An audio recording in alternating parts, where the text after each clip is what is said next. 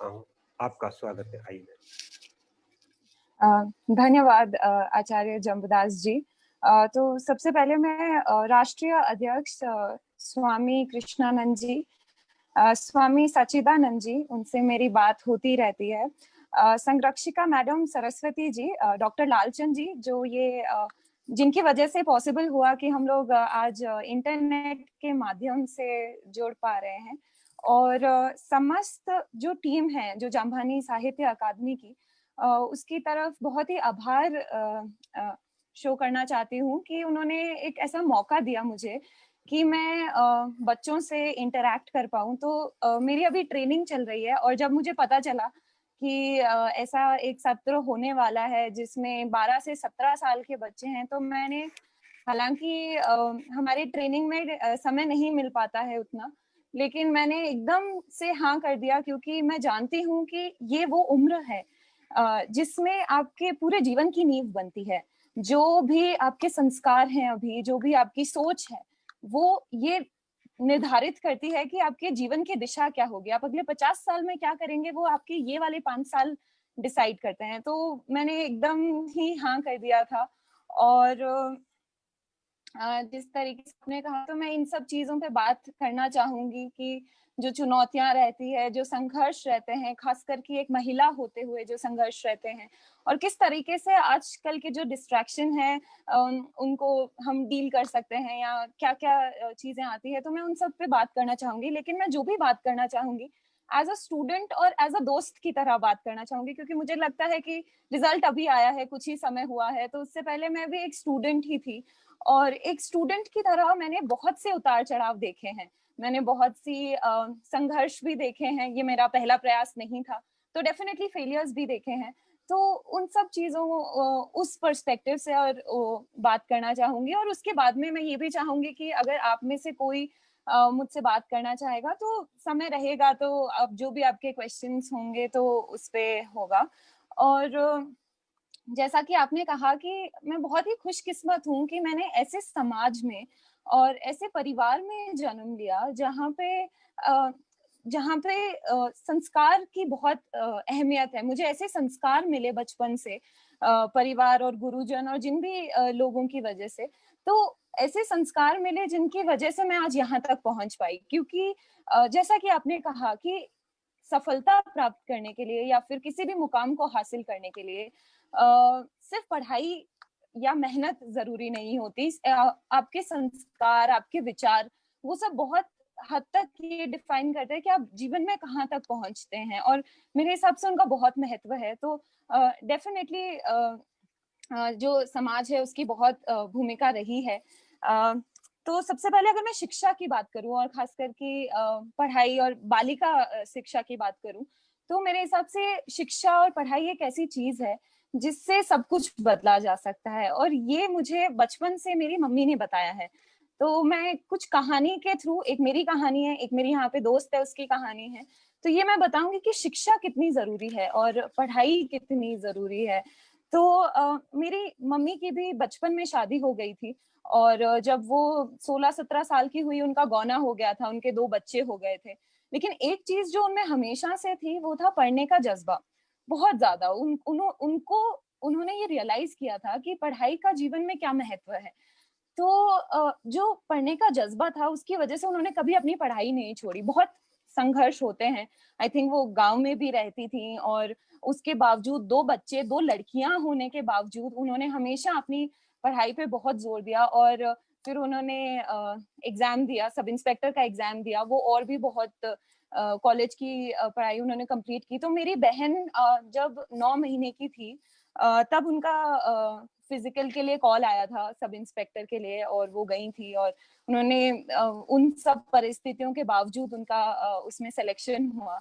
और फिर जब हमारी शिक्षा की भी बात आई, तो उन्होंने हमेशा ये मेंटेन किया कि जो लड़कियों की शिक्षा है वो बहुत अच्छी होनी चाहिए। तो एक जो चीज जिसकी वजह से, तो उन्होंने हमेशा कहा है कि कलम में बहुत ताकत होती है।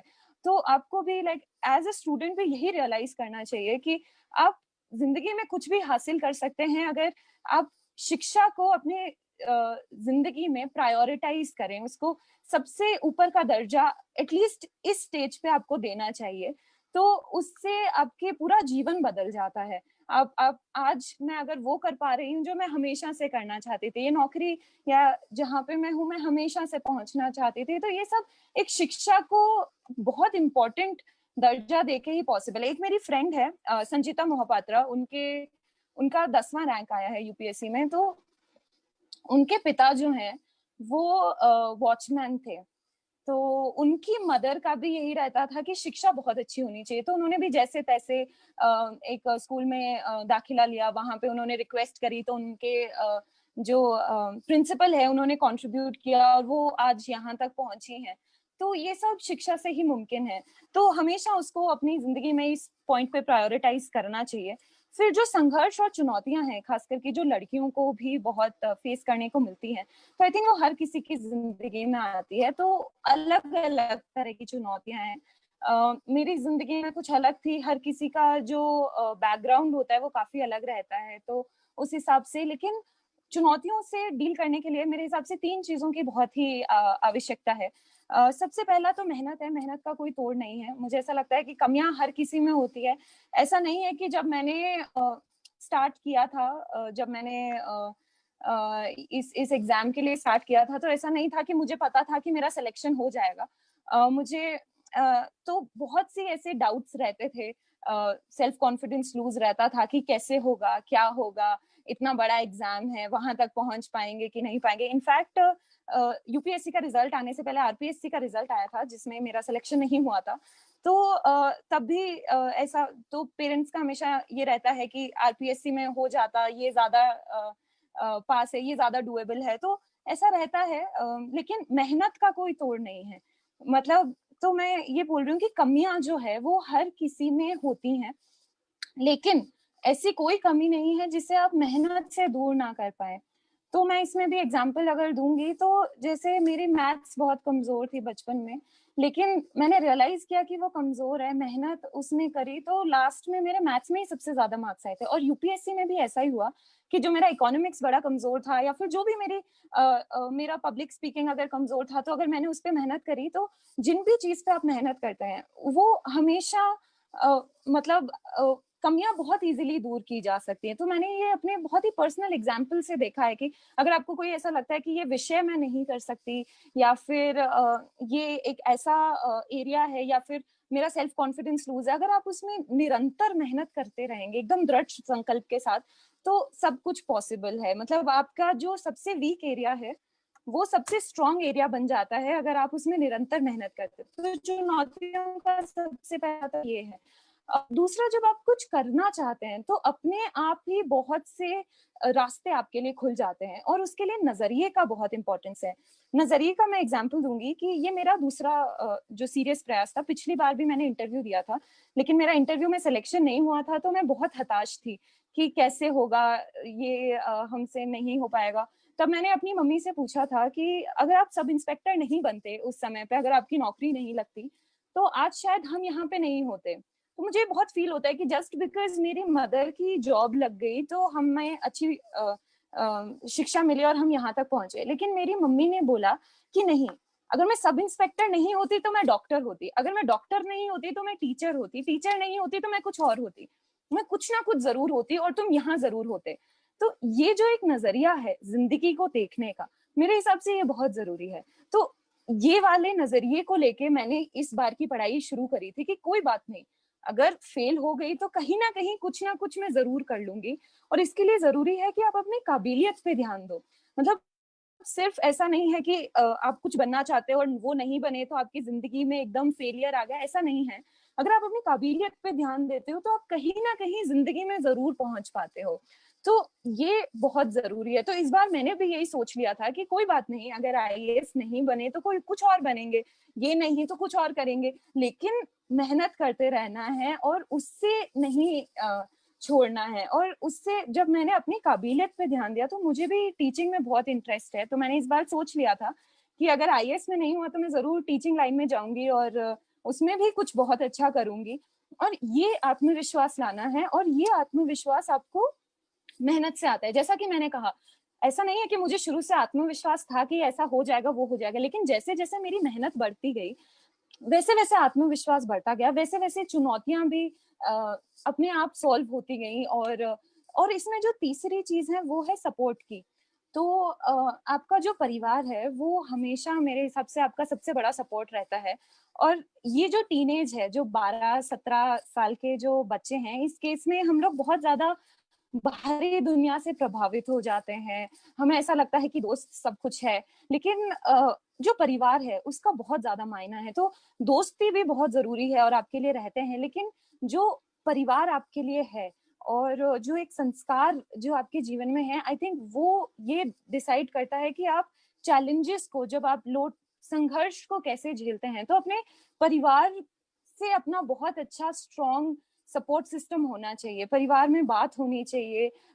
और कभी कभी परिवार सपोर्ट नहीं करता है, जैसे लड़कियों के साथ होता है कि बाहर नहीं जाने देंगे। तो जब मैं भी क्लास 12th में थी, मुझे भी दिल्ली पढ़ने जाना था, तो मेरा बहुत ही बड़ा संयुक्त परिवार है, तो सबको ऐसा लगता था कि दिल्ली बहुत दूर है और दिल्ली में लड़कियों को भेजना चाहिए कि नहीं भेजना चाहिए, इसमें बहुत। लेकिन मैंने उनको विश्वास दिलाया, मैंने उनको ये कहा कि मैं अपनी मेहनत में बहुत ईमानदारी रखूंगी और मैं क्यों जाना चाहती हूँ। तो मैंने लड़ झगड़ के मैं नहीं गई, मैंने बहुत उनको कन्विंस करने की कोशिश की कि मैं क्यों जाना चाहती हूँ और मैं किस तरीके से जो वो मुझे मौका देंगे उसका सबसे बेहतरीन इस्तेमाल करूंगी। तो आपका जो परिवार के साथ जो सपोर्ट है वो बहुत स्ट्रांग होना चाहिए और उसके लिए आपको एकदम अच्छे से उनसे बात करनी चाहिए, उनको विश्वास दिलाना चाहिए। और मेरे हिसाब से अगर वो आपकी ईमानदारी देखते हैं, अगर वो देखते हैं कि आप में काबिलियत है, आप मेहनत करना चाहते हैं, तो मेरे हिसाब से ऐसा कोई परिवार नहीं है जो आपको पीछे खींचेगा। और अगर इसके बावजूद भी अगर कुछ लड़कियों को मौका नहीं मिलना चाहता तो अपना मौका खुद निकाल लेना चाहिए। जैसे कि मेरी मम्मी का एग्जाम्पल है, तो उन्होंने अपना मौका खुद ढूंढा। उनको अगर पढ़ने की चाह थी, उनको ये था कि उनको जिंदगी में क्या करना है, तो उन्होंने अपनी रास्ता खुद बनाया। तो ये सब चीजों की बहुत जरूरी है, नजरिए की बहुत जरूरत है और एक काबिलियत पे काम करने की बहुत जरूरत है। थर्डली, जैसा कि आचार्य जी बता रहे थे कि डिस्ट्रैक्शन आज के टाइम में बहुत ज्यादा है, तो ये मैं भी अच्छे से स्वीकार करती हूँ कि आज हम ऐसे युग में जी रहे हैं जहाँ पे फोन एक ऐसी चीज हो गई है जो आपको एम्पावर से ज्यादा डिसएम्पावर करता है। तो अगर आपके पास, मतलब मैं अगर अपने एग्जाम्पल देना चाहूँ, तो मैं जब पढ़ाई कर रही थी तो मेरे कुछ दोस्त थे और वो मुझसे कहीं ज्यादा मतलब कहीं ज्यादा इंटेलिजेंट थे, कई बेहतर कॉलेज से आए थे और बहुत मुझे ऐसा लगता था कि जैसे लोग आईआईटी से थे और मैंने सिर्फ बीए किया था, तो मुझे ऐसा लगता था कि मैं कहाँ इनके साथ compete कर पाऊंगी। मतलब मुझे कॉन्फिडेंस नहीं था, लोग एमबीबीएस करके आ रहे थे और तो मुझे बड़ा डर लगता था कि इनके लेवल से नहीं हो पाएगा। लेकिन फिर मैंने एक चीज जो बहुत इंटरनली रियलाइज करी थी, वो ये थी कि लोग बहुत ज्यादा डिस्ट्रैक्टेड हैं, बहुत ज्यादा काबिलियत होने के बाद, मेहनत का जज्बा होने के बावजूद आप फोन को नहीं रख पाते हैं। और जो भी इंसान फोन को नहीं रख पाएगा और मेहनत नहीं कर पाएगा, वो यहाँ तक नहीं पहुंच सकता। तो एक जो चीज जो मेरे अंदर यूनिक थी, मुझे ऐसा लगता है, वो था कि मेरे में आत्म संयम बहुत था, मेरे में मतलब मैं सेल्फ कंट्रोल कर सकती थी। तो आई थिंक वो एक बहुत बड़ा रीजन है कि मैं यहाँ तक पहुंच पाई हूँ, अपनी धीरे धीरे अपनी छोटी छोटी कमियों को दूर करते हुए, धीरे धीरे संघर्ष करते हुए, आत्म संयम रखते हुए। और जो भी यहाँ पे आया है, अभी मैं ट्रेनिंग कर रही हूँ, मेरे बहुत से लोगों से इंटरेक्शन हुआ, सभी लोगों का यही मानना है कि जब तक आप उस डिस्ट्रैक्शन को नहीं हटाएंगे, तब तक आप चाहे कितने भी ब्रिलियंट हो, आप यहाँ तक नहीं पहुंच पाएंगे। और ये ये बहुत, मतलब आज के टाइम में अगर कोई एक डिफाइनिंग चीज है कि आपकी सक्सेस किस चीज से डिफाइन होती है, वो इसी चीज से है कि डिस्ट्रैक्ट। तो फोन, मैं ये नहीं कह रही कि उसको बेहतर उसके लिए यूज मत करो, आई थिंक उसके बहुत ही पॉजिटिव यूजेस हैं। मैं दिल्ली में मैंने पढ़ाई की, उसके बाद में मेरे लिए भी आसान नहीं था कि सारी जो मैंने अपना कॉलेज के बाद मैं एमए नहीं करना चाहती थी, मैं सीधा ही इसकी तैयारी करना चाहती थी। तो मेरे लिए भी बहुत मुश्किल था कि दिल्ली से आना, सारी दोस्तों से थोड़ा सा दूरी बनाना, फोन को रखना और फिर पढ़ाई स्टार्ट करना। तो ऐसा नहीं है कि ये किसी के लिए इजी होता है, किसी के लिए मुश्किल होता है, ये हमेशा एक चॉइस होती है। और ये आप पे डिपेंड करता है कि आप अपनी लाइफ में कौन सी चॉइसेस लेते हैं, और यही सब होता है जो आपके सक्सेस को डिफाइन करते हैं। तो मैंने भी रखा और उसको एक हैबिट बनाई कि नहीं यूज करना है और उसका पॉजिटिव यूज करना है। तो जब मैं घर आई तो मैंने सारी जो इसकी मेन जो पढ़ाई है, मैं हालांकि दिल्ली में थोड़ा बहुत पढ़ के आई थी, लेकिन मेन जो मेरी पढ़ाई है वो नागौर में हुई। और नागौर में भी जैसे जहाँ पे मेरी मम्मी की पोस्टिंग रहती थी, मैं वहां पे पढ़ाई करती थी एकदम कमरा वमरा बंद करके। तो मैंने काफी ऑनलाइन चीजों का यूज किया, तो आप भी वो कर सकते हैं। आई थिंक आज का ऐसा समय है, डिजिटल युग है, तो जिसने इसका पॉजिटिव यूज कर लिया वो बहुत आगे तक निकल सकता है। मैंने बहुत सी टेस्ट सीरीज लगाई थी ऑनलाइन, मैंने बहुत सारे लेक्चर्स अटेंड किए थे ऑनलाइन। इनफैक्ट मैं न्यूज़पेपर तक अपना ऑनलाइन पढ़ती थी, क्योंकि नागौर के गांव में न्यूज़पेपर नहीं आता था। तो वो आप आपको ये डिस्टिंक्शन बनाना है। और ये इसमें जैसा कि आचार्य जी ने कहा कि इसमें वो सब चीजें बहुत काम आती है कि आपकी ध्यान, आपका एकाग्रता और आपको क्या करना है। तो मुझे ऐसा लगता है कि जब आप में आत्म संयम होता है और जब आप आत्म मंथन करते हैं हर दिन रात को, अगर आप सोचेंगे कि मुझे 5 साल में कहाँ पहुंचना है, मुझे 10 साल बाद अपने आप को कैसे देखना है, जब आप ये सब देखते हैं तो आपको रियलाइज होता है कि क्या जरूरी है। और फिर आप आत्म मंथन करो कि आज जो मैंने किया, क्या मैं जो मैं बनना चाहता हूँ उसके करीब जा रहा हूँ या उससे दूर जा रहा हूँ। और जब आपको लगेगा आप करीब जा रहे हैं तो आप सही जा रहे हैं। तो ये सेल्फ रियलाइजेशन, सेल्फ इंट्रोस्पेक्शन काफी जरूरी होता है at the end of the day. और सेल्फ कंट्रोल भी, जिसकी वजह से आप आगे तक पहुंच मतलब ये सारे डिस्ट्रैक्शंस को दूर करके आगे तक पहुंच पाते हैं। और इस सब में संस्कार का बहुत रोल होता है, जो भी ध्यान है, एकाग्रता है, एवरीथिंग। एंड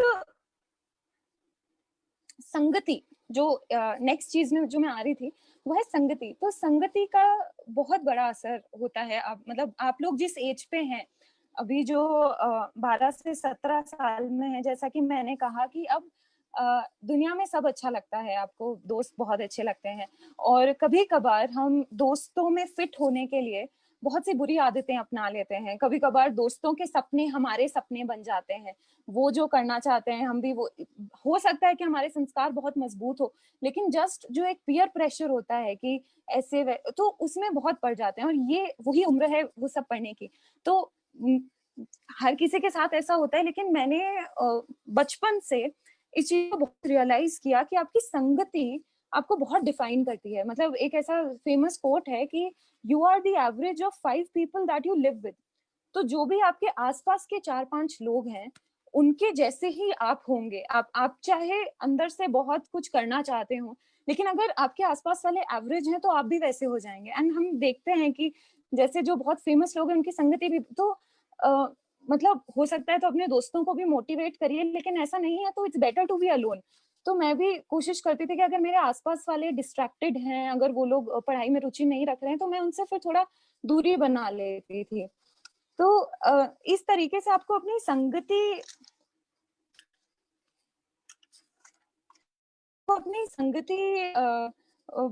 सही रखनी बहुत जरूरी है। दूसरा मैं ये कहना चाहती हूँ कि इस एज पे अपनी सोच का दायरा आपको बहुत बड़ा रखना चाहिए। मतलब ये वो एज है जिसपे ज्यादा प्रेशर लेके पढ़ाई नहीं करनी चाहिए। कि ऐसा नहीं है कि मुझे आज मैं 15 साल का हूँ लेकिन मुझे आईएएस बनना है, तो अभी से वो प्रेशर लेके। ये वो एज है जहाँ पे आप बहुत कुछ डिस्कवर कर सकते हो कि आपको क्या बनना है। आप आईएएस क्या, आप प्रधानमंत्री भी बन सकते हैं, आप क्रिकेटर बन सकते हैं, आप एक एक्टर बन सकते हैं, सिंगर बन सकते हैं। तो ये आपको हर विषय में रुचि रख के पढ़ना चाहिए। और अल्टीमेटली आईएएस में भी यही चाहिए। आईएएस एक ऐसा एग्जाम नहीं है कि जहाँ पे सिर्फ एक रट्टा करके कोई आईएएस बन जाता है। एक पूरी होलिस्टिक पर्सनालिटी होती है, और पर्सनालिटी के लिए आपको अपने हर एस्पेक्ट पे ध्यान देने की जरूरत है, हर आपको आत्मविश्वास की जरूरत है। तो जिस भी विषय में आपकी रुचि, अगर आपको डॉक्टर बनना है, इंजीनियर बनना है, नहीं बनना, आपको एक फार्मर बनना है, कोई भी काम छोटा बड़ा नहीं होता है, और कुछ भी हमारे हमारी रीत से परे नहीं होता है, कुछ भी हमारी रीच से परे नहीं होता। मुझे ऐसा लगता है कि जो ह्यूमन बीइंग्स हैं, जो वो कुछ भी कर सकते हैं। आप माउंट एवरेस्ट भी चढ़ सकते हैं, आप मार्स पे भी जा सकते हैं, आप नासा में भी जा सकते हैं। Am I Audible?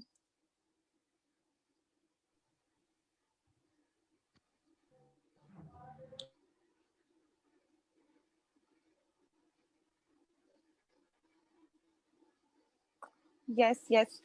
तो आ रही है, आवाज आ रही है, जारी रखें। जी जी। आई थिंक लोग हैंड्स रेज कर रहे हैं, तो मुझे ऐसा लगता है कि आपकी जिस भी चीज में रुचि है, मतलब आप जो भी फील्ड चूज करना चाहते हैं उसमें, और हर चीज में पार्टिसिपेट करना चाहिए बच्चों को खास करके। और एक कॉलेज से बहुत फर्क पड़ता है, तो अपनी 11th और 12th खास करके बहुत अच्छे से अगर आप उसमें मेहनत करेंगे तो आपको एक बहुत अच्छा कॉलेज मिलेगा। और जैसा कि वो आप कह रहे थे कि माँ के आंचल को छोड़ के जाना, अपने कंफर्ट जोन से बाहर आना भी आपको बहुत कुछ सिखाता है। तो मैं भी जब पहली बार दिल्ली गई थी तो बहुत मुश्किल था, अकेले मैं कभी रही नहीं थी, लेकिन जब वो सब छोड़ के आप इंडिपेंडेंट होते हैं, अपने आप पे होते हैं, तो जिंदगी बहुत कुछ सिखाती है, संघर्ष आपको बहुत कुछ सिखाता है। तो और संघर्ष आपको बहुत एक गहरा व्यक्ति और एक सफल व्यक्ति बनाता है। मुझे ऐसा लगता है कि सफलता का जो पैमाना है वो सिर्फ एक रिपोर्ट कार्ड या फिर एक जॉब नहीं है कि जस्ट बिकॉज मैं आईएएस बन गई तो मैं सफल हूँ। मेरे हिसाब से सफलता का जो पैमाना है वो एक अच्छा इंसान बनना ज्यादा जरूरी है। तो अगर आप एक हाउसवाइफ भी हैं, अगर आप एक सिर्फ पत्नी भी हैं, एक घर भी संभाल रही हैं, लेकिन किस तरीके से वो कर रही हैं, तो मेरे हिसाब से, और आपके क्या संस्कार हैं और आप क्या संस्कार आगे दे रही हैं और कितना रिस्पेक्ट है आप में, मेरे हिसाब से सफलता का पैमाना वो है। तो ये सारी चीजें दिमाग में रखनी चाहिए। और आई थिंक काफी लोग हाथ उठा रहे हैं, तो मैं बात करना चाहूंगी। Vivo 1723।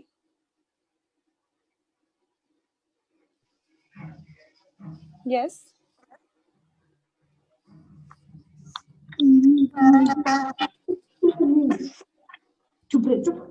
Yes. बोलो।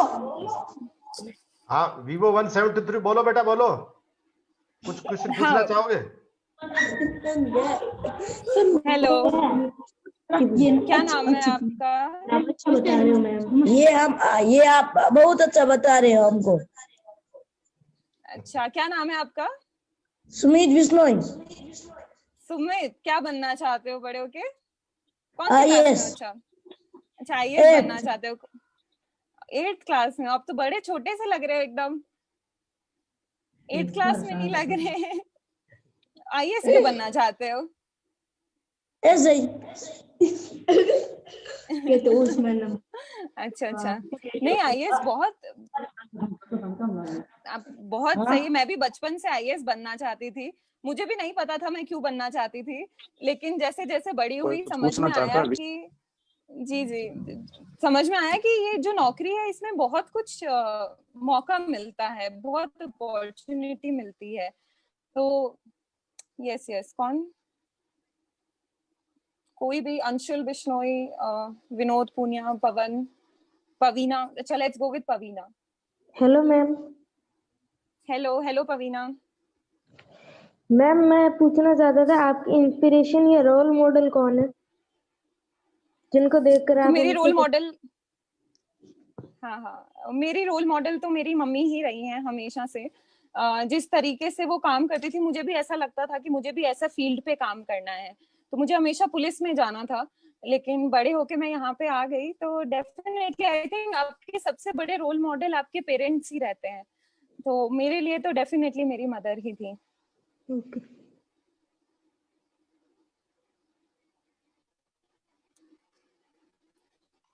Vinod, Vipin,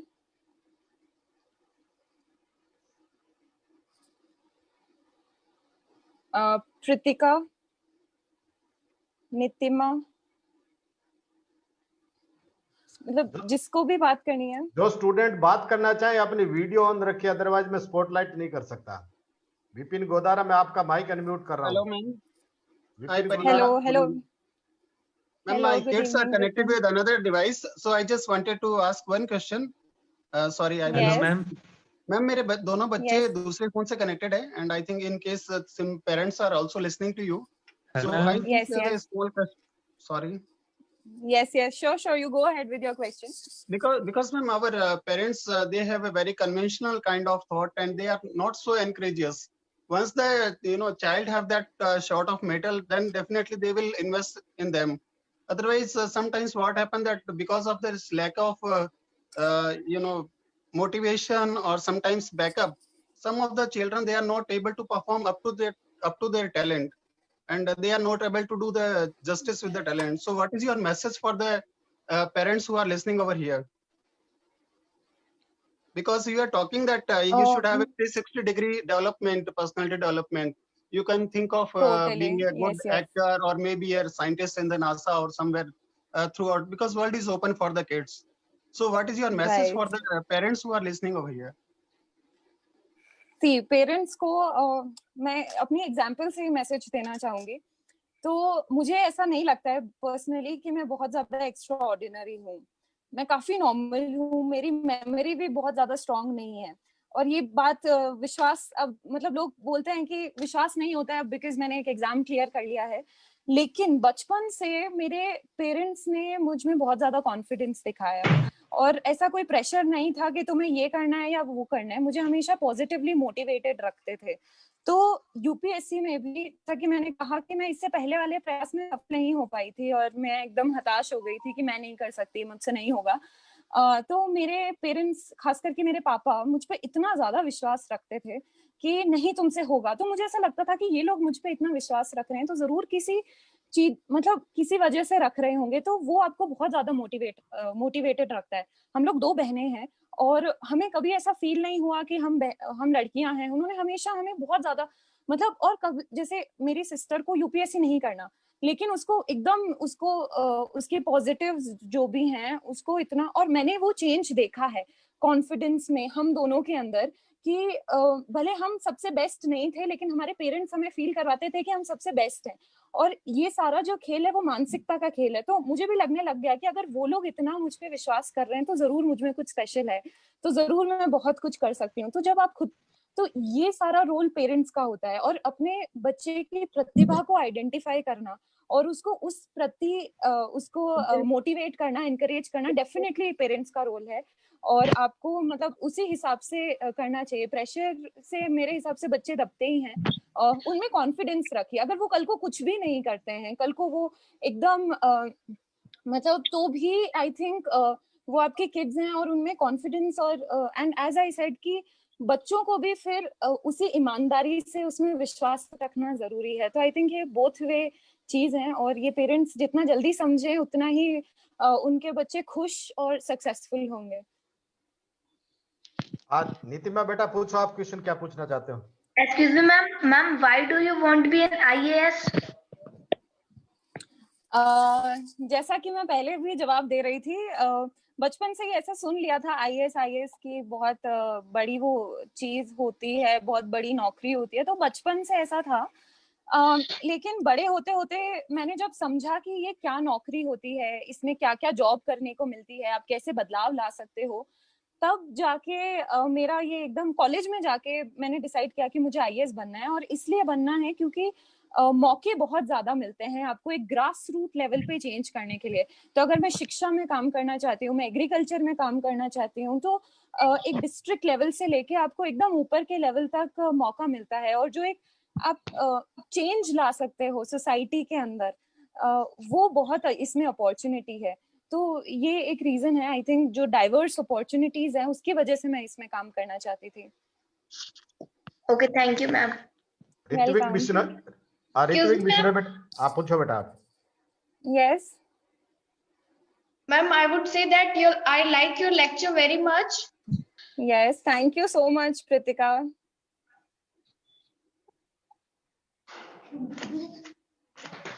yes yes, you can go ahead. और आप कौन सी क्लास में हो? Ma'am, 6th. Oh wow. और आपको क्या बनना है बड़े होके? Ma'am, space scientist. ओह ऑसम ऑसम। तो एकदम मैथ्स और साइंस को अच्छे से और मन लगा के पढ़ना। Okay, ma'am. And is that your brother? Yes, ma'am. Hello Ritvik. Good morning, good morning. आपको भी स्पेस साइंटिस्ट बनना है? नहीं, तो मुझे पुलिस ऑफिसर बनना है। awesome. मेरी मम्मी भी पुलिस ऑफिसर है। Ma'am, Pritika, Yes. this is our sister and brother. Okay. Thank you so Very much, ma'am. Welcome. हाँ विपिन पूछो बेटा, आप क्या क्वेश्चन पूछना चाहोगे? विपिन गोदार आपका माइक ऑन है, पूछिए क्या पूछना चाहोगे? Hello Vipin. Hello hello hello Vipin. आपका माइक ऑन है बेटा विपिन, आप पूछो जो कुछ आप पूछ सकते हैं। Hello ma'am. हेलो विपिन, बोलिए। आगे कुछ पूछो। कौन सी क्लास में हो आप? विपिन कौन सी क्लास में हो विपिन? आई थिंक उनका कनेक्शन वीक है। रोहित। हाँ नहीं नहीं कोई दिक्कत नहीं। हाँ रोहित माइक ऑन करो बेटा, रोहित खींचड़ माइक ऑन करो। हाँ hello Rohit. Madam. Hello hello Rohit. Hello. Sir मैं आप बता रही थी कि आप आईएएस ऑफिसर है सर। आईएएस ऑफिसर में एक मोस्ट इम्पोर्टेंट चीज होती है बोलो बोलो, कोई बात इंटरव्यू। नहीं। इंटरव्यू हाँ जी। हमारे जीवन में आपको इंटरव्यू देते वक्त आपका कैसा था माहौल, उस माहौल के बारे में हमें बता दे कष्ट कीजिए मैडम। इंटरव्यू हाँ हाँ एक हाँ मैम। देखो मैंने, हाँ इंटरव्यू के बारे में बताती हूँ मैं। हाँ तो मैम। हाँ तो मैंने ना रोहित 2 इंटरव्यू दिए हैं। ये मेरा यूपीएससी का दूसरा इंटरव्यू था। ओके तो जब मैम। जो मैंने पहला इंटरव्यू दिया था तब मैं बहुत डरी हुई थी, क्योंकि मैं जस्ट कॉलेज से बाहर थी। मैं 22 साल की थी और मुझे एकदम ऐसा था कि काफी डर लग रहा था कि कैसे होगा। तो डर तो उसमें मेरे मैं आज वो आपसे बोलता हूँ तो मन में इसके से हट हाँ होती है। मैं भी जब यहाँ पे आई तो इनफैक्ट मुझे भी थोड़ी हिचकिचाहट हो रही थी। हिंदी बोलने की मेरी ज्यादा मेरे प्रैक्टिस नहीं है। हाँ मैम। लेकिन जब आप चीजों को फेस करते हो, जब आप चुनौतियों को या फिर जो भी आपको जिन चीजों से डर लगता है, जब आप उनको फेस करते हो तो आप बहुत कुछ सीखते हो। तो जब मैंने एक बार इंटरव्यू दे दिया तो मुझे ऐसा लगा कि मैं ये कर सकती थी, लेकिन डर की वजह से मैं उतना अच्छा नहीं कर पाई। तो फिर इस बार जो मेरा इंटरव्यू था, जिस अटेम्प्ट में ये रैंक आई, तो मैं बहुत कॉन्फिडेंस के साथ गई। मैंने एकदम आत्मविश्वास के साथ गई और डरी नहीं। तो उस वजह से इस बार मेरे बहुत अच्छे नंबर आए इंटरव्यू में। और वहां पे काफी अच्छा माहौल था। जो भी उन्होंने क्वेश्चन पूछे मैंने बहुत ही हंस के और अच्छे कॉन्फिडेंस के साथ जवाब दिए। वो लोग भी आपके अंदर एक कॉन्फिडेंस को ही जज करना चाहते हैं कि क्या आप एक डिस्ट्रिक्ट को चला सकते हैं, सेल्फ कॉन्फिडेंस।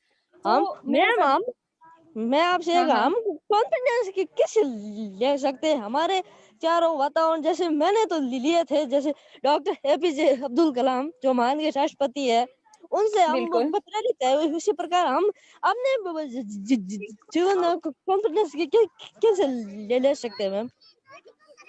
देखो कॉन्फिडेंस के 2 चीजें होती है। एक तो है इंटरनल, मतलब अंदरूनी, और एक है बाहरी। तो सबसे पहला तो आपको इंटरनली ये विश्वास करना है कि आप किसी से कम नहीं है, किसी से मतलब आप में कोई कमी नहीं है। अगर आपकी मेहनत अच्छी है, तो इस बार मैंने काफी मेहनत करके भी अपना इंटरव्यू दिया था उसके लिए काफी। तो सबसे पहले तो आप अपने मेहनत करो और अपने अंदर से ये विश्वास रखो कि भले आप हिंदी में बोल रहे हो या इंग्लिश में बोल रहे हो, कैसे कपड़े पहन रहे हो, कहाँ से आए हो, उससे कोई फर्क नहीं पड़ता। अगर आप सरकारी स्कूल से पढ़ के आए हो या फिर वो सबसे कोई फर्क नहीं पड़ता जी। तो यही सब होती है। दूसरा बाहरी सपोर्ट सिस्टम, जैसे कि अगर आपको खुद पे कॉन्फिडेंस नहीं होता तो जो आपके अच्छे दोस्त हैं या फिर आपका परिवार है, वो किस तरीके से आपको कॉन्फिडेंट फील करवा सकता है। तो ये 2 चीजों से आपका सेल्फ कॉन्फिडेंस काफी डेवलप हो जाता है। और दूसरा मेरे हिसाब से ज्यादा बोलना चाहिए, ज्यादा अपने डर को फेस करना चाहिए। अगर आपको मुझसे बात करने में डर लग रहा था लेकिन फिर भी आपने बात करी, तो धीरे धीरे कॉन्फिडेंस आता है। तो ऐसे धीरे धीरे जब आप छोटे छोटे डर और छोटे छोटे चुनौतियों को ओवरकम करते हो तो कॉन्फिडेंस बढ़ता जाता है। तो I think that would be the answer to the question. Next Sundar Kumar आप पूछो बेटा, आपका माइक ऑन है। Yes sir. हाँ पूछो मैडम से, कुछ पूछो। मैडम जैसा आपने कहा कि अपने रास्ते में खुद बनाने चाहिए। यस। तो ऐसा क्या किया जाए, क्या पढ़ा जाए कि हम अपने रास्ते खुद बनाना सीखें? किस तरीके से पढ़ना चाहिए? मतलब किसी भी तरीके से हमें, मतलब कुछ भी करना है तो हमें अपने रास्ते खुद बनाने होते हैं, ऐसा अक्सर लोग कहा करते हैं और आपने अभी कहा था। हाँ जी। तो ऐसा क्या किया जाए मतलब जिससे हम अपने रास्ते बनाने सीखें या हम अपने रास्ते खुद बना पाए? सबसे पहले तो आपको अपने गोल का पता होना चाहिए कि आपको करना क्या है। तो रास्ते खुद ब खुद बनते जाते हैं। और तो अगर आपको पता है कि मुझे यहाँ तक पहुंचना है, या फिर मुझे दिल्ली पढ़ने जाना है, या फिर मुझे आईएएस बनना है या स्पेस साइंटिस्ट बनना है, तो वो एक जो आपका लक्ष्य है वो आपके दिमाग में होना चाहिए। और जब वो आपके दिमाग में है और आप उसकी तरफ मेहनत करते हैं, तो धीरे धीरे, जैसे जब मैंने यूपीएससी की पढ़ाई शुरू करी थी, तो मेरे दिमाग में बस यही था कि मुझे प्रीलिम्स निकालना है, एक लक्ष्य था। अब इसको कैसे निकालना है, तो धीरे धीरे मैंने काफी लोगों से बात करी, मैंने ऑनलाइन वीडियोस देखे, मैंने इसके बारे में बहुत पढ़ा। तो जब आप जुझारू रहते हैं, और जब आप देयर वाज अ वर्ड जो सर ने बोला था शुरू में, मुझे मतलब कि जब आप उसकी तरफ अग्रसर रहते हैं, करते मतलब प्रयत्न करते रहते हैं कि किसी ना किसी तरीके से ये समझ में आ जाए, तो अपने आप रास्ते बनते जाते हैं।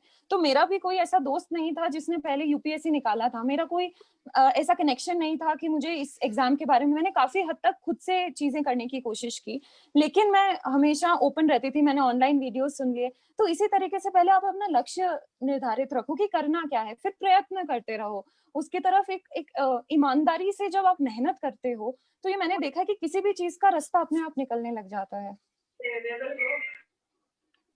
यशवर्धन बेटा आप पूछो। Yashvardhan, good evening ma'am. Good evening Yashvardhan, hello ma'am. Every great person has its own thought for success ma'am, what's your thought ma'am, how we get success ma'am? I think I have a lot of thoughts for success, or Yes ma'am. yeah, as I said in my thing also, like, you know, not being distracted is one of the most practical thoughts for success at this point of time. You know, having a clear idea of what you have to do. और also मेरा एक जो line था वो ये रहता था कि discipline weighs ounces, regret weighs tons. ठीक है, अब मेरे को इसका Ma'am, exact can you say ma'am again? discipline weighs ounces, मतलब अगर आप डिसिप्लिन रहोगे तो उसका जो भार है वो आउंसेस में होता है। आउंसेस काफी एक छोटी मात्रा होती है, मान लो 1-2 kilo, but regret weighs tons, लेकिन जो अफसोस है उसका जो भार है वो टन्स में होता है। तो मुझे ये नहीं चाहिए था अपनी जिंदगी के में कि मैं आगे जाके अफसोस करूं कि मैं ये बन सकती थी, ये कर सकती थी, लेकिन मैं ये नहीं कर पाई। तो मेरा यही था सफलता का मेरा मंत्र, जो जिस वजह से मैं लगी रही इसमें, कि मुझे अपनी जिंदगी में अफसोस नहीं करना था कि मेरे में ये काबिलियत थी, मैं ये कर सकती थी, पर मैंने उसको मतलब मैंने मेहनत नहीं की। तो ये एक ऐसी चीज थी जो मुझे हमेशा मतलब अगर मैं नहीं पढ़ना चाहती थी तो भी मुझे पढ़ने पे मजबूर करती थी, कि मुझे अफसोस से बड़ा डर लगता था। And ma'am, I saw your ma'am interview, ma'am, second interview, ma'am, you are very confident, ma'am, but ma'am, can you say ma'am how we defeat nervousness, ma'am? Okay, that's a good question to ask. मैं वैसे काफी उसमें भी nervous थी, मैं real interview में भी nervous थी। एकदम तो नर्वसनेस नहीं हट सकती, देखो थोड़ी सी नर्वसनेस जरूरी होती है, क्योंकि जब आप नर्वस होते हो आप अपना बेस्ट परफॉर्म करते हो, ठीक है। नर्वस अगर अदरवाइज आप काफी रिलैक्स हो जाते हो, लेकिन वो नर्वसनेस आपकी परफॉर्मेंस को हिट नहीं करनी चाहिए, ठीक है। उसके लिए भी जैसे मैंने पहले रिप्लाई किया कि एक तो आपकी इंटरनल और एक्सटर्नल, इंटरनली आपकी पढ़ाई बहुत, मतलब जैसे इस बार जो मैंने इम्प्रूवमेंट किया तो वो ये था कि मैं काफी अच्छे से पढ़ के गई थी। तो इंटरनली आपको मतलब जब आपको पता है कि आप प्रिपेयर्ड रहो, हाँ, द वर्ड इज प्रिपरेशन, ठीक है। तो नर्वसनेस अगर नहीं हो तो सबसे पहले अगर आपको पता है कि आप क्या बोलने वाले हो, या जैसे एग्जाम में भी बहुत नर्वसनेस हो जाती है कि कैसे होगा, लेकिन अगर आपको पता है कि आपकी प्रिपरेशन अच्छी है तो वो नर्वसनेस काफी हद तक कम हो जाती है, कि आपको लगता है कि यू नो कि आप कर लोगे। तो पहला तो है प्रिपरेशन, प्रिपेयर वेल। सेकेंडली कुछ प्रैक्टिकल टिप्स होती है कि जैसे अगर आप बोलने जा रहे हो तो कैसे नर्वसनेस, तो डीप ब्रीदिंग करो, और मतलब बहुत ज्यादा सोचो मत उसके बारे में। तो मैंने ये काफी, और थर्डली आई थिंक प्रैक्टिस से भी काफी हद तक हो जाता है, वो चीजें इजी हो जाती हैं। तो अगर आपने पहले कभी इंटरव्यूज नहीं दिए हैं तो एकदम से जाके आपको नहीं पता कि कैसे बोलना है, क्या बोलना है, आप नर्वस, लेकिन अगर आपने उसकी पहले प्रैक्टिस, तो इसीलिए शायद मॉक इंटरव्यूज होते हैं कि हमें पहले ही प्रैक्टिस करवा देते हैं, तो जो मेन इंटरव्यू होता है वो काफी इजी हो जाता है, तब आपको ऐसा लगता है कि ठीक है आपने इसकी प्रैक्टिस कर रखी है। तो प्रिपरेशन, प्रैक्टिस, फिर एक काइंड ऑफ सेल्फ कॉन्फिडेंस। हमें यूजुअली ये लगता है कि हम यू नो लोगों से बहुत कम है, यू नो मैं सबके जैसी नहीं, ये मुझे भी शुरू में लगता था कि मतलब मेरे जैसे लोगों के लिए नहीं है ये एग्जामिनेशन, मुझसे नहीं, मतलब आप अपने आप को कम जज करते हो, और ये आप हमेशा करते रहते हो कि यार पता नहीं वो मुझसे बेहतर है, उसका बहुत अच्छा हो जाएगा, वो तो IIM अहमदाबाद से है। तो ये चीज होती है, लेकिन ये कॉम्प्लेक्स नहीं होना चाहिए। आप अपने आप में यूनिक हो, जो आपकी पर्सनालिटी है वो दूसरे के पास नहीं है, तो अपने आप में विश्वास रखना चाहिए। जैसा कि मैंने कहा कि अपने आप को कम नहीं समझना चाहिए। And thirdly then obviously your support system, वो लोग जैसा आपको फील करवाते हैं कि नहीं नहीं योर बेस्ट, तो उससे काफी हद तक नर्वसनेस चली जाती है। मैडम लास्ट के कैंडिडेट और ले लेते हैं। रितिका, ऐसा करते, रितिका गोदारा। Yes hello Ritika. हाँ लास्ट कर दो। हाँ लास्ट कैंडिडेट। हेलो नमस्ते रितिका। मैम दीदी आप 11th में आपने कौन सा सब्जेक्ट लिया था, आर्ट, कॉमर्स या साइंस? 11th में मैंने 2-3 बार सब्जेक्ट बदले थे, क्योंकि मुझे नहीं पता था कि मुझे कैसे करना है।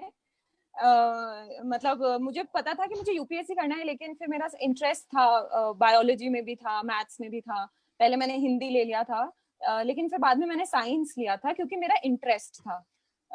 मैंने नीट की भी परीक्षा नहीं दी थी, मैंने आईआईटी की भी परीक्षा नहीं दी थी, क्योंकि मेरे को डॉक्टर बनने में या इंजीनियर बनने में इंटरेस्ट नहीं था, लेकिन मेरा साइंस में इंटरेस्ट था। तो मैं यही बोल रही थी कि आप अपना इंटरेस्ट के हिसाब से अपने सब्जेक्ट्स चूज कर सकते हैं। और उसके बाद में मैंने कॉलेज टाइम में जाके मैंने बीए किया, क्योंकि तब मुझे ये था कि अब मुझे वो करना चाहिए जिस फील्ड में मुझे आगे जाके नौकरी करनी है, या तो इसलिए फिर मैंने अपना आर्ट्स ले लिया था। लेकिन कॉलेज तक मेरे हिसाब से एक डिस्कवरिंग टाइम होता है, तो आपको नहीं पता कि आप क्या बनना चाहते हो, क्या करना चाहते हो, तो जो इंटरेस्ट की चीज है वो करनी चाहिए। मैम मेरी हॉबी है आईपीएस की, और मैं केवी की स्टूडेंट हूँ। अब मैं जोधपुर में पढ़ती हूँ, और मैंने सोचा कि मेरे को भी जो परी बिश्नोई है उनके जैसे मेरे को भी बनना है। नहीं आप बिल्कुल, आप रितिका गोदारा बनेंगी, आईपीएस ऑफिसर बनेंगी, और बहुत अच्छी आईपीएस ऑफिसर बनेंगी। कौन सी क्लास में हैं आप? 8th क्लास में है, वेरी नाइस। तो अगर आपको आईपीएस बनना है तो भी अभी क्लास 12 तक आपको जिस भी सब्जेक्ट्स में इंटरेस्ट है वही अच्छे से करिए। अभी बहुत दूर है कि क्या बनना है, कैसे बनना है, वो आप कॉलेज में जाके अपना प्रिपेयर कर सकती हैं। But at the same time आप देखो, पुलिस की जो नौकरी है ना, उसमें आपकी पर्सनालिटी का बहुत रोल रहता है ना। तो आप बहुत अच्छे गेम्स खेलिए, आप एक्स्ट्रा करिकुलर एक्टिविटी में पार्टिसिपेट करिए, वो आपको बहुत हेल्प करेगा। बहुत अच्छी है आर्चरी, मेरी आर्ट्स जिसमें ड्राइंग और बनाने में आर्ट्स मेरी बहुत अच्छी है। तो बहुत अच्छा, तो आप उसको और परस्यू करिए, आई थिंक वो बहुत काम आएगी। तो मैम आर्ट्स में मेरे को आर्ट्स में बहुत बार स्कूल में प्राइज भी मिले हैं आर्ट्स के लिए। कांग्रेचुलेशंस, कभी भेजना अपने जो भी आपने बनाया है। वेलकम। चलो मैडम, सवाल जवाब तो काफी हो गए, अभी आप समराइज कर सकते हैं। धन्यवाद जी जी। अब ऐसा करेंगे परी जी, 5 दिन के शिविर के बाद में जो जिज्ञासु कुछ बच्चे निकल के आएंगे, जैसे समाज की खासकर बच्चियां, तो उनके नंबर लेकर के कभी आपसे 1 घंटे 2 घंटे की वार्ता और चलाएंगे। कब भी ऐसा लग रहा है से 2 घंटे तक, क्या 4 घंटे तक बातचीत चलती रहे बच्चों की, परंतु समय की मर्यादा है, अगला सत्र भी शुरू होने जा रहा है, तो आप अपने उद्बोधन को समापन की तरफ ले जाएं। जी बिल्कुल, आई थिंक मैं इसी से समापन करूंगी कि डेफिनेटली जब भी इस पूरे जो अपना 4-5 दिन का जो कार्यक्रम है, जब उसका समापन होगा तो आप बिल्कुल मुझे बुला सकते हैं। और I think it would be my honour to talk with so many people and address their queries and challenges, क्योंकि इस एज में बहुत से क्वेश्चंस, जैसा कि शुरू में कहा था कि बहुत से क्वेश्चंस होते हैं, एंजाइटी होनी है, क्या करना है, कुछ समझ में नहीं आता है कि जो हम कर रहे हैं, जिस दिशा में हम जा रहे हैं, ये सही है। तो आई थिंक हर किसी के ये रहता था, और मैं लकी रही कि मेरे पेरेंट्स काफी सपोर्टिव थे। तो अगर किसी की भी ऐसी क्वेश्चंस का या किसी जिज्ञासा का अगर मैं मेरे थ्रू अगर कोई सोल्यूशन निकलता है या फिर कोई एक डायरेक्शन मिलता है, तो I would be highly honoured for this, and thank you so much for providing me this opportunity, and I had a great time talking to everyone. Thank you so much. बहुत बहुत धन्यवाद। आपने अपने